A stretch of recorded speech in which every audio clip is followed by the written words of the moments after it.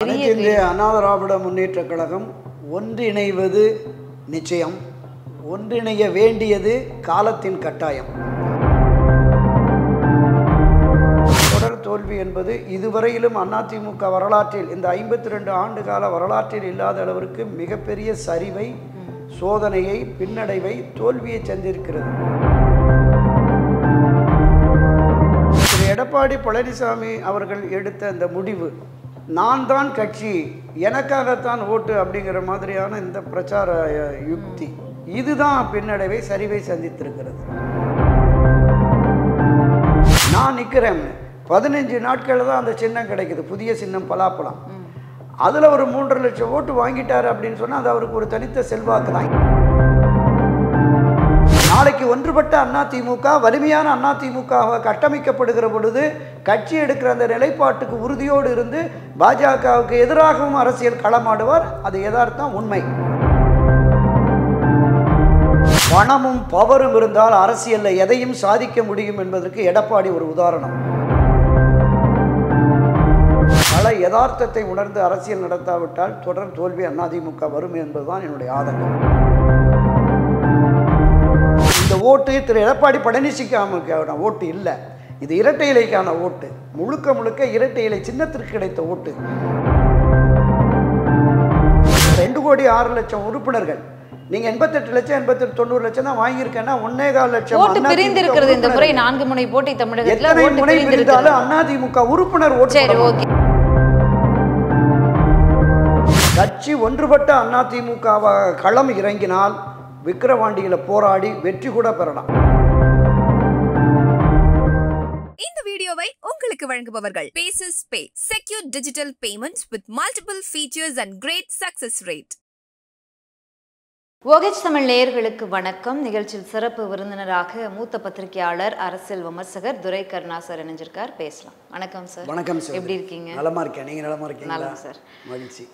நம்ம முன்னாடியே பேசியிருந்தோம், அதிமுகவில் குழப்பங்கள் நீடிக்குது. மீண்டும் சசிகலா அவர்கள் ஒரு குரல் கொடுத்துருக்காங்க, இனியும் பொறுக்க முடியாது, ஒன்றிணைவோம் அப்படின்னு. அதே மாதிரி OPS குரல் கொடுத்துருக்காரு. மீண்டும் இந்த ஒன்றிணைணுங்கிற ஒரு கோஷம் இழந்திருக்கு. இதற்கு EPS இது வரைக்கும் பதில் அளிக்கலை. அளித்த பதிலும் ரொம்ப டீப்பாலாம் ஆன்லைனில் முடிச்சு தள்ளிட்டு போயிட்டாரு. வாய்ப்பு இருக்கா முதல்ல ஒன்றிணைய? ஏன்னா அதிமுகவில் இவ்வளவு காலம் குழப்பம் நடிச்சது இப்போ தான் ஒரு வழியாக பொதுச் செயலாளராக அவர் பொறுப்பேற்று உட்கார்ந்துருக்காரு. ஒற்றை தலைமை அப்படின்னு வந்திருக்கு. இந்த தேர்தலை சந்திச்சிருக்காங்க. மீண்டும் இந்த குழப்பம் நீடிக்குது. 26 தேர்தலை சந்திக்க போகிறாங்க. மீண்டும் இந்த குழப்பம் ஆரம்பிச்சதுன்னா இது எப்படி ஒரு அரசியல் கட்சி சுமூகமாக எப்படி மக்களை சந்தித்து அரசியல் செய்ய முடியும்? கட்சிக்குள்ளேயே அரசியல் செஞ்சுட்டு இருந்தால் எப்படி?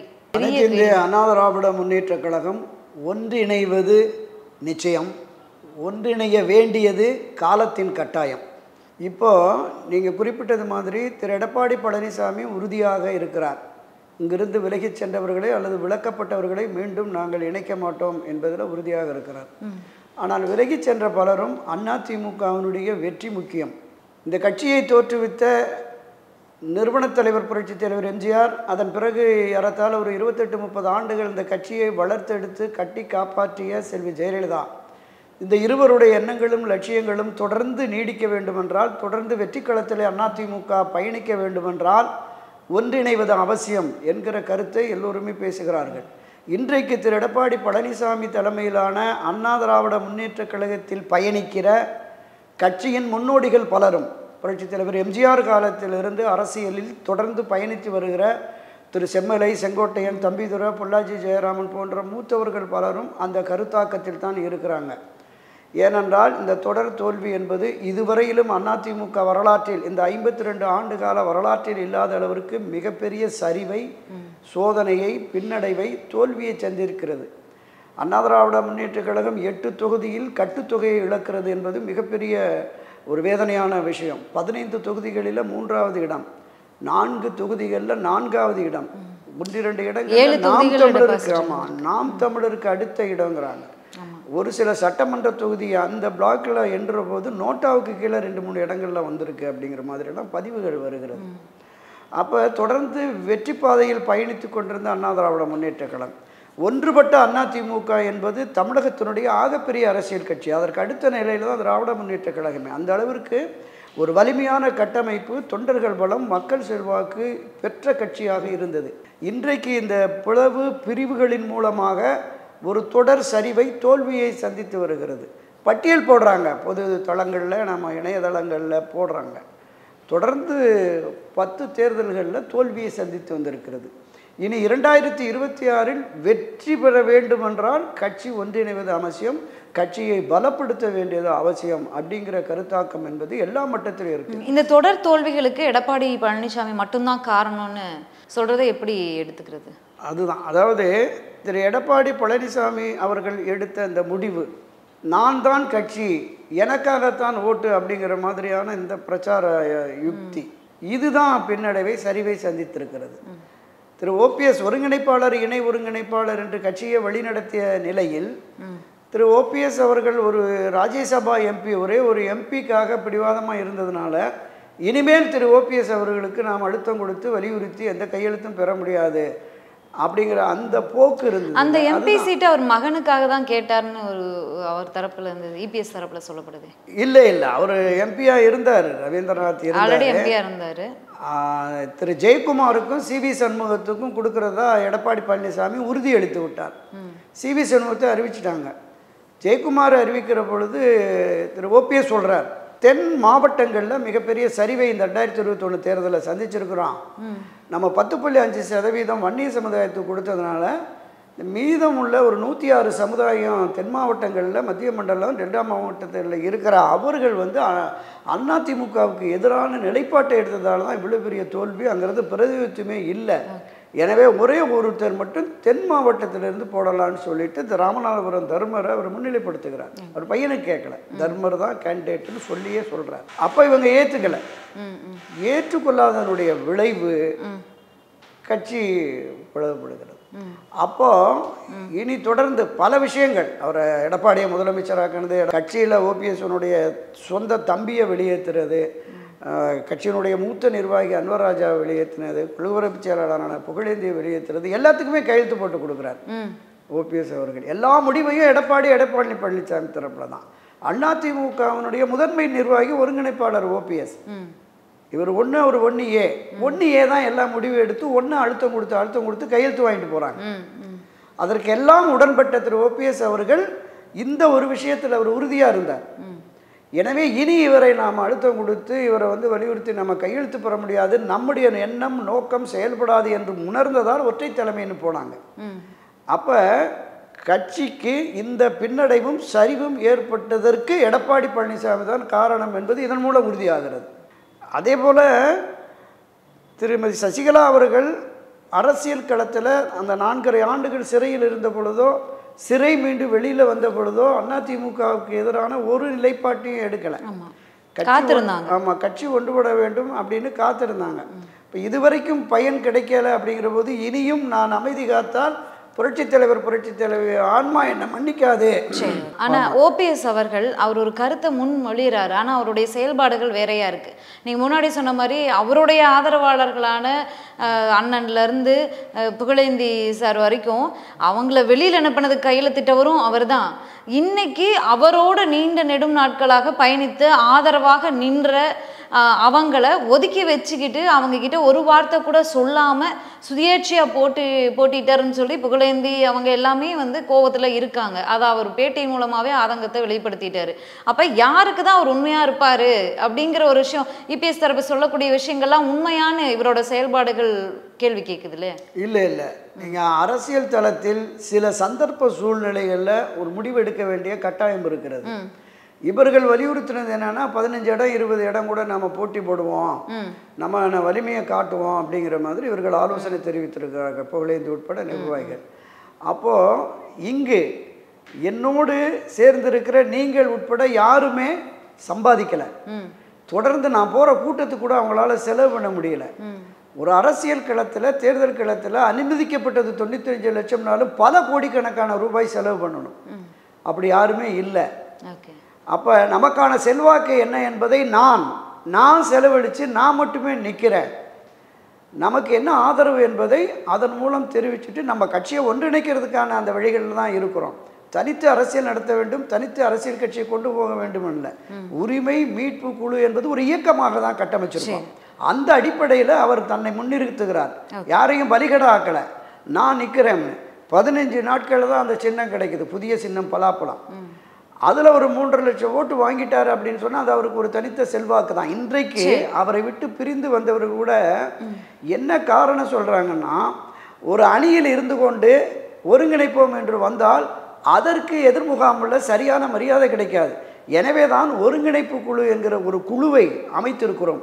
அந்த குழுவில் தலைவர் காலத்தில் பயணித்த திரு ஜெயஸ்ரீ பிரபாகர், கேசி பழனிசாமி, அம்மா காலத்திலிருந்து அரசியலில் பயணித்து வருகிற திரு புகழேந்தி, இதை தாண்டி தலைமை கழகத்தினுடைய முன்னாள் பேச்சாளராகவும் செய்தி தொடர்பாளர் இருந்த தூத்துக்குடி முடிமன் ராமசாமி என்று அவருமே வந்திருக்காங்க. இப்போ இந்த 4 பேரும் என்ன சொல்கிறாங்கன்னா, நாங்கள் முதல்ல மூத்த நிர்வாகிகள் திரு எடப்பாடியோடு பயணித்து கொண்டிருக்கிற மூத்த நிர்வாகிகளை பேசி கன்வின்ஸ் பண்ணுறோம். இந்த கரைத்தால் கல்லும் கரையுங்கிற மாதிரி பேச்சுவார்த்தையில் தீர்க்க முடியாது, எதுவுமே இல்லை. முதற்கட்டமாக அவர்களை பேசி அதன் பிறகு திரு இபிஎஸ்ஐ சந்தித்து பேசி அப்புறம் இவங்கள்ட்ட ஈஸியாக பேசி வந்துடலாம். இவங்க தான் ஒருங்கிணைய தயாராக இருக்கிறாங்கல்ல. அந்த அடிப்படையில் எல்லோரையும் பார்த்து பேசி ஒருங்கிணைத்து விடுவோம், ஒன்றிணைந்து அதிமுகவை உருவாக்குவோம் என்று களம் இறங்கி இருக்கிறார்கள். வெற்றி கிடைக்குமா? பொறுத்திருந்து பார்க்கலாம். ஓகே, இந்த ஒருங்கிணைப்பு குழு, அந்த ப்ரெஸ் மீட் எல்லாமே நாங்கள் பார்த்தோம், அவங்களுடைய வார்த்தைகள் எல்லாத்தையுமே கேட்டோம். அதற்கு முன்பாக புகழேந்திய அளித்த பேட்டியில் கூட ஓபிஎஸ் மீது மிகுந்த மனவரத்தில் இருக்கேன், அவர் வேறு பாதையில் போகிறாரு, அண்ணாமலை என்ன சொல்கிறாரோ அதை தட்டாமல் கேட்குறாரு, அன்னைக்கு ராத்திரி வந்து இரவோடு இரவாக சுயேட்சையாக நின்று போட்டிடுறதுக்காக எங்ககிட்ட ஒரு வார்த்தை கூட பேசாமல் அவர் கிளம்பி போய் பேசிட்டு வந்துட்டாரு, இதெல்லாம் மிகப்பெரிய வருத்தமாக இருக்குது. அவர் சொன்ன வரிகளை முக்கியமாக அவர் வேறு திசையில் போயிட்டுருக்காருன்னு சொன்னது தான். வேறு திசையில் போயிட்டு இருக்காருன்னு சொல்ற மாதிரியே தான் பிரதமர் அதாவது அதிமுகவிற்கும் பாஜகவிற்கும் இப்போ எதிர்த்தளம் போல அரசியல் செயல்பாடுகள் இருக்கிறது, கருத்துக்கள் வந்து எல்லாமே இருக்கு. ஆனால் தொடர்ந்து அவர் பிஜேபி கூட தானே பயணிச்சுட்டு இருக்காரு. பிரதமர் மோடி பதவியேற்பு விழாக்கு அவரும் போனாரு, ரவீந்திரன் அவரும் போனாரு, தொடர்ந்து அந்த அந்த நபர்களோடு பயணிச்சு கொண்டு இருக்கும்போது இவங்க கேட்கக்கூடிய கேள்விகள் நியாயம் தானே. எதிர்த்தரப்புக்கோடு சேர்ந்து இருக்கக்கூடியிருக்கு ஒன்றிணைய கேட்பதற்கு என்ன அருகதை இருக்குன்னு கேட்குறாங்க. திரு ஓபிஎஸ் அவர்களை பொறுத்தளவில் அண்ணாமலை பேச்சை கேட்டு அண்ணாமலைக்கு உடன்பட்டு போகிறார் என்பது முழுக்க உண்மைக்கு மாறானது. ஏன்னா அவர் 38-39 கேண்டிடேட்டு அண்ணாமலை அறிவித்த போது திரு ஓபிஎஸ் நிலை என்னன்னு கேட்டபோது அவர் அண்ணன் சொல்லுவாருன்ட்டு போயிட்டார், மதிக்கலை. இவர் டெல்லியோடு தொடர்பு கொள்கிறார். திரு ஓபிஎஸ் அவர்கள் பாஜகவினுடைய டெல்லி தலைமையோடு போட்டியிட்டு இந்த தேர்தலில் நான் ராமநாதபுரத்தில் நான் மட்டுமே நிற்கிறதா முடிவு பண்ணியிருக்கேன், கட்சியில் பெரும்பாலானவர்கள் தேர்தலை எதிர்கொள்வதற்கு செலவு செய்வதற்கு பணம் இல்லைங்கிறாங்க, நீங்கள் மரியாதைக்குரிய மத்திய நிதியமைச்சர் நிர்மலா சீதாராமனே நீங்கள் ஏன் தேர்தலில் போட்டியிடக்கூடாதுன்னு செலவு பண்ண பணம் இல்லைன்றாங்க. அவங்க கருத்துல பல்வேறு கருத்துக்கள் இருக்கு. அப்ப அண்ணாமலை, எல்முருகன், தமிழிசை அவங்கெல்லாம் காசு நிறைய சம்பாரிச்சிருக்கான்ற மாதிரி கூட எடுத்துக்கலாம். ஆமா, அது அது அது அவங்க உள்ளீடு என்ன அதுலங்கிறது நம்ம அதுக்குள்ள போக வேண்டாம். இதை நான் சொல்ல வரேன். அதனால திரு அண்ணாமலையினுடைய இதில் இல்லை. இன்னொன்று, பாஜகவோடு இணக்கம் காட்டுகிறார், நெருக்கத்தோடு இருக்கிறார் என்பதற்கு என்ன காரணம்னா, அவர் முதல் தர்ம யுத்தம் நடத்திய பொழுது அந்த தர்ம யுத்தத்தை முடிவுக்கு கொண்டு வந்து 32 ஆண்டுகளுக்கு பிறகு மீண்டும் ஆட்சி கட்சியாக அண்ணா திராவிட முன்னேற்ற கழகத்தை மறைந்த செல்வி ஜெயலலிதா நிர்மாணித்து சென்றிருக்கிறார். அதை இழந்துடக்கூடாது. எனவே நீங்கள் ஒன்றுபட்டு ஆட்சியை நடத்துங்கள் அப்படின்னு பஞ்சாயத்து பண்ணது, மத்தியஸ்தம் பண்ணது பாரதிய ஜனதா கட்சி. அந்த பாரதிய ஜனதா கட்சி ஒரு ஏற்பாட்டை பண்ணதுனால தான் 4.5 ஆண்டு அதிமுக ஆட்சி இருந்தது. எடப்பாடி முதலமைச்சராகவே இருக்க முடிந்தது. இல்லைன்னா ஒரு முதலமைச்சரானா இல்லை, அமைச்சர்களும் பொறுப்பில் வகிக்க முடிஞ்சது. இந்த ஓபிஎஸ் அணியில் இருந்த அந்த 11 எம்எல்ஏக்களுடைய ஆதரவு இல்லை என்றால் அதிமுக ஆட்சி அப்பயே இல்லை, முடிஞ்சு போயிருக்கோம். ஸோ அப்படிப்பட்ட ஒரு நிலையை உருவாக்கிய பாரதிய ஜனதா கட்சிக்கு நன்றியும் விசுவாசமும் காட்ட வேண்டும். இந்த நன்றி விசுவாசம் அரசியலில் ஒரு ஃப்ளெக்சிபிள், ஒரு இணைப்பான, ஒரு இணக்கமான செயல்பாடு என்பது திரு ஓபிஎஸ் உடைய ரத்தத்தில் ஊறியது. அவர் எந்த வகையில் நம்ம பதவிக்கு வந்தாலும் தூக்கி எறிகிற மனப்பான்மை இல்லை. திரு எடப்பாடி பழனிசாமி எப்படி முதலமைச்சராக வந்தார், அந்த முதலமைச்சராக இவரை கொண்டு வந்தவரை எந்த மாதிரி ட்ரீட் பண்ணிகிட்டு இருக்காரு இன்னுங்கிறது தெரியும். அந்த நிலைப்பாடு, அந்த மனோபாவம் ஓபிஎஸ்க்கு ஒருபோதும் இருந்ததில்லை தான் கள யதார்த்தம்.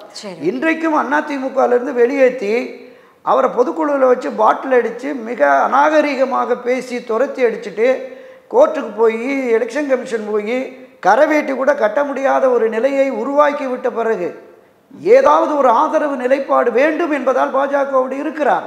நாளைக்கு ஒன்றுபட்ட அதிமுக வலிமையான அதிமுகவை கட்டமைக்கப்படுகிற பொழுது கட்சி எடுக்கிற அந்த நிலைப்பாட்டுக்கு உறுதியோடு இருந்து பாஜகவுக்கு எதிராகவும் அரசியல் களமாடுவார். அது யதார்த்தம், உண்மை. அன்னைக்கு 11 எம்எல்ஏக்கள் ஓபிஎஸோட ஆதரவாளர்களாக இருந்தவங்க இல்லைன்னா இவங்களால ஆட்சியை தொடர்ந்துருக்க முடியாதுன்னு சொல்கிறீங்க.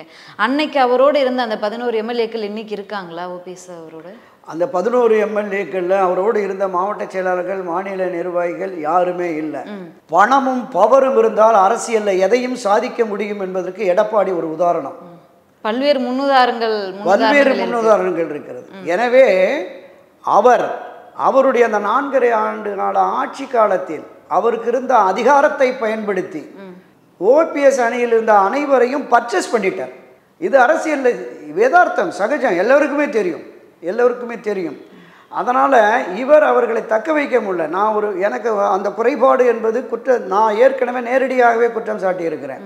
அந்த இணைப்பு நடைபெறுகிற பொழுது உங்கள் ஆதரவு நிலைப்பாட்டில் வந்து அந்த 11 எம்எல்ஏக்களுக்கும் மாநில மாவட்ட நிர்வாகிகளுக்கும் பொறுப்புகளை வாங்கி கொடுத்துருக்கணும்.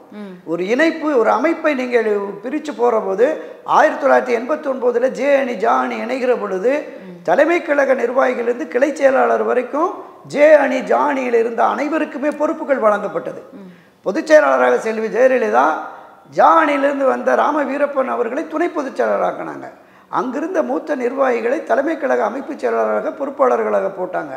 அதே மாதிரி மாநில நிர்வாகிகளுக்கும் பொறுப்புகள் வழங்கப்பட்டது. இணைத்ததற்கு பிறகு ஜா அணியில் பயணித்தவர்கள் மாவட்ட செயலாளர், நகர ஒன்றிய செயலாளர், கிளை செயலாளர் வரைக்கும் யார் மூத்தவர்களோ அவர்கள் செயலாளராக இருக்கட்டும். அடுத்த நிலையில் இருக்கிறவர்கள் இணை செயலாளர், துணை செயலாளர் என்ற பொறுப்பில் பயணிக்கட்டும் என்றால் அந்த நிலைப்பாட்டை திரு ஓபிஎஸ் எடுக்காததனுடைய விளைவு தான் இன்று மிகப்பெரிய சரிவு, பின்னடைவு அவருக்கு. அதை நானே சுட்டி காட்டியிருக்கேன். அதுதான் அரசியலில் வந்து நம்மளை உயர்த்திக்கிறதுக்கு இருக்கும். தன்னை நம்பி வந்தவர்களை கைவிட மாட்டார் அப்படிங்கிற நம்பிக்கை வந்தால் தான். இப்போ நீங்கள் சொன்ன மாதிரி எங்கே இருக்காங்க எல்லோரும் அப்படின்னு சொன்னால் இங்கே தான் இருக்காங்க, அதில் மாற்று கருத்தே இல்லை.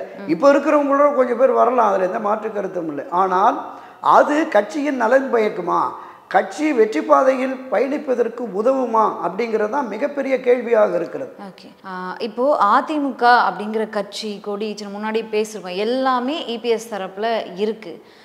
அவங்க தொடர்ந்து வைக்கக்கூடிய குற்றச்சாட்டுகள் என்ன அப்படின்னா, கட்சியை உடைக்க தான் பார்க்குறாரு ஓபிஎஸ், அதிமுகவை அழிக்க பார்க்குறாரு. இந்த தேர்தல் நேரத்தில் வந்து நீதிமன்றத்தை நாடுறதும் தேர்தல் ஆணையத்தை நாடுறதையுமே வேலையாக வச்சுருக்காரு. அப்போ அதிமுகன்ற கட்சி தேர்தலை சந்தித்து வெற்றி பெற்றக்கூடாது, அதிமுகங்கிற கட்சியை அழிக்கிறதே ஓபிஎஸ் தான் அப்படின்னு பல்வேறு குற்றச்சாட்டுகளை இவர் மேலே வச்சுருக்காங்க.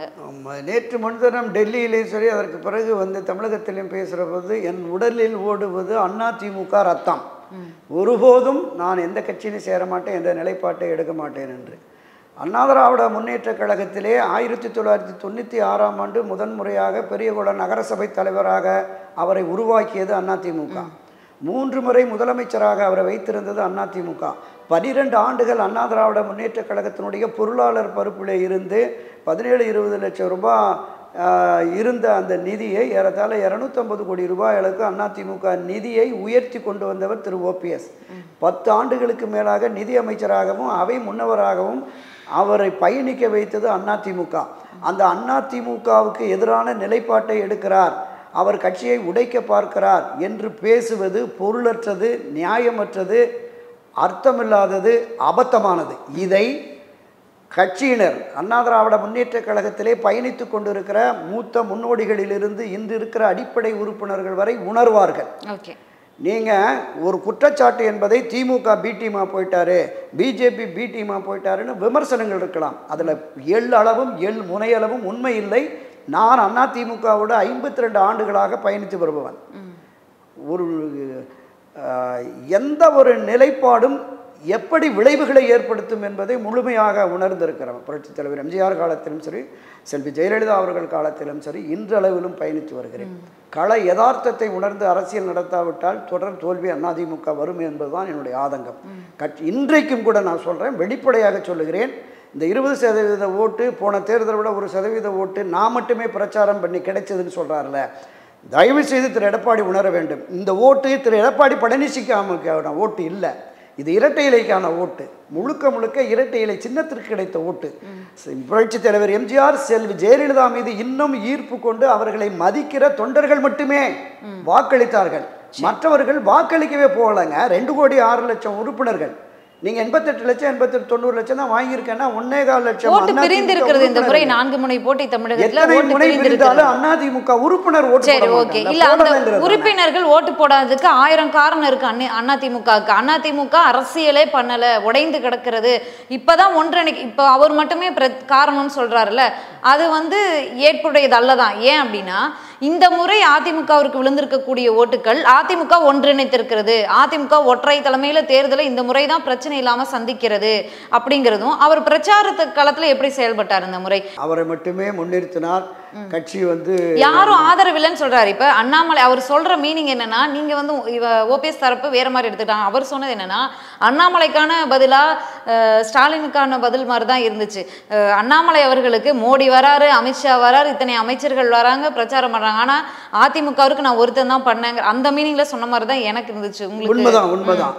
அதிமுகவிற்கு நான் ஒருவன் மட்டுமே பிரச்சாரம் பண்ணேன்னு தன்னை முன்னிலைப்படுத்துவது என்பதில் அதுவே ஏற்படுதல்னு தான் சொல்கிறேன். ஏன்னா இன்றைக்கும் அண்ணா திராவிட முன்னேற்ற கழகத்தில் திரு எடப்பாடி பழனிசாமியை விட முன்னோடிகள் மூத்தவர்கள். நான் குறிப்பிட்ட முதல் சுற்றுல செம்மலை, செங்கோட்டையன், தம்பிதுரை, ஜெயக்குமார், பொள்ளாச்சி ஜெயராமன் இவர்கள் அனைவருமே தேர்தல் களத்தில் பணியாற்றினார்கள். தமிழகம் முழுவதும் சுற்றுப்பயணம் செய்தது திரு எடப்பாடி பழனிசாமிக்கு இருக்கு. ஆனால் மற்றவர்களும் அவரவர்கள் மாவட்டங்களில் அவரவர்களுக்கு ஒதுக்கப்பட்ட தொகுதிகளில் களமாடினார்கள்.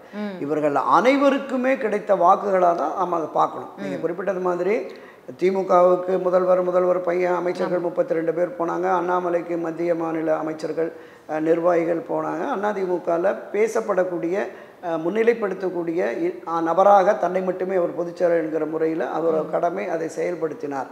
ஆனால் அது தனக்கு மட்டுமே தன் பிரச்சாரத்திற்கு மட்டுமே கிடைத்த வாக்கு என்கிற அந்த உள்ளீடு இருக்குல்ல, அது ஏற்புடையதல்ல அப்படிங்கிறது தான் என்னோட பார்வை. ஓகே, விக்கிரவாண்டி இடைத்தேர்தல் வர இருக்கு.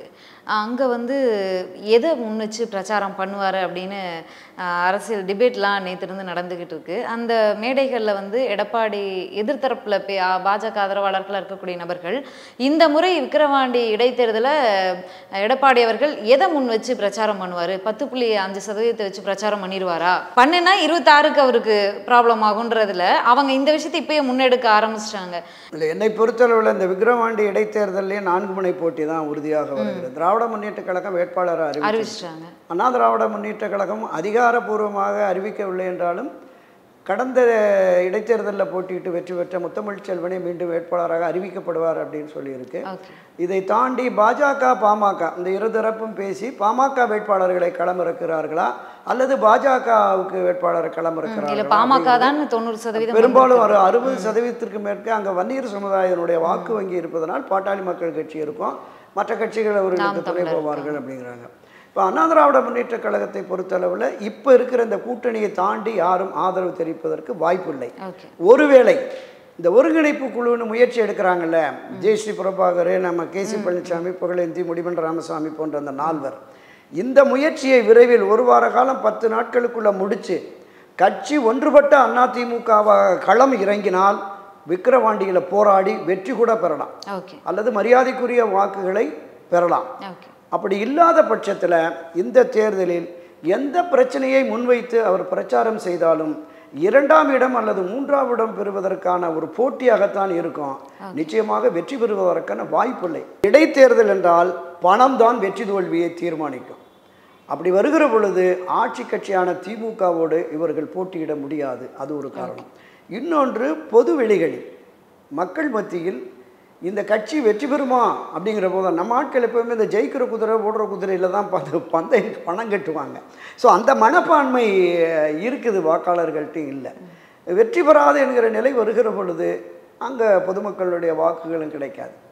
ஸோ அப்படி ஒரு நிலை இருக்கிறதுனால நான் சொல்கிறேன், இந்த 2ஆவது இடம் வருகிறதுல பாமகவா அதிமுகவான் தான் இருக்கும். வெற்றிக்கான வாய்ப்பில்லை. ஒருவேளை நான் தொடக்கத்தில் குறிப்பிட்டது மாதிரி ஒன்றுபட்ட அதிமுக என்று வருகிற பொழுது அது களமாடினால் நிச்சயமாக ஆட்சி கட்சிக்கு எதிரான மனநிலையில் இருக்கிற மக்கள் இந்த ஆளுங்கட்சிக்கு பாடம் புகட்ட வேண்டும் என்று கருதுவார்களே ஆனால் இங்கே வரும். ஒரு வலிமையான நேரடி போட்டியின் வரும்போது திமுகவை வீழ்த்தக்கூட முடியும். பாஜக, அதிமுக இந்த சிதறி கிடக்கிற கட்சிகளெல்லாம் சேர்ந்தால் அதற்கான வாய்ப்பு இப்போதைக்கு இல்லை. ஓகே, மீண்டும் பல்வேறு செய்திகளோடு தகவல்களோடு மீண்டும் சந்திக்கலாம். நன்றி சார். வணக்கம். இந்த வீடியோ உங்களுக்கு பிடிச்சிருந்தா லைக் பண்ணுங்க, ஷேர் பண்ணுங்க, கமெண்ட் பண்ணுங்க. மறக்காம OH தமிழ் சேனலுக்கு சப்ஸ்கிரைப் பண்ணுங்க.